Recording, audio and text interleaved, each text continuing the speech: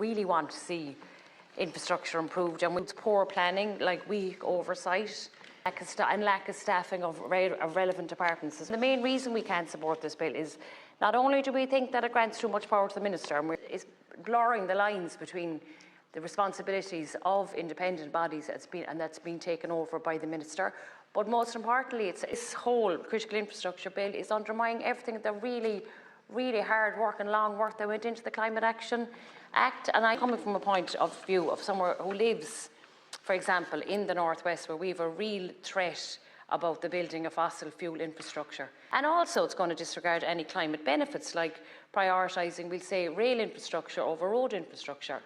We need to look at things like, for example, the overspend in the Children's Hospital. That's a weak oversight.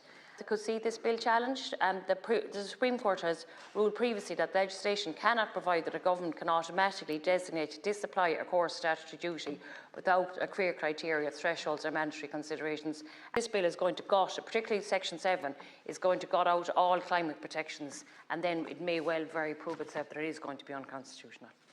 I think it's very important that we don't fall into this, binary way saying, that it has to be climate action or else infrastructure projects. And I think it is the legacy of Fianna Fáil and Fine Gael that we haven't seen key infrastructure projects. I know this from someone living in the Northwest.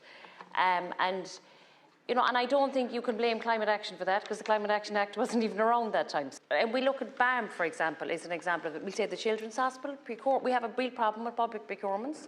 We can see it as well with Irish Rail about the 50 million that has been gone now. And I don't think it's fair to blame climate. And I think that's why this debate we're having here is that it's either going to be climate action or it's going to be infrastructure projects. And I think that's the wrong approach. And I think because of that, we're going to be left with billions of fines, which we see we're having to pay already.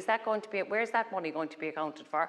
And our delivery of infrastructure projects has been very poor in this country, and I don't think that's anything to do with climate. Like judicial reviews are being blamed for an awful lot of delays when there is poor planning, there is poor oversight, and there is poor resourcing of departments as well. And what about the Children's Hospital?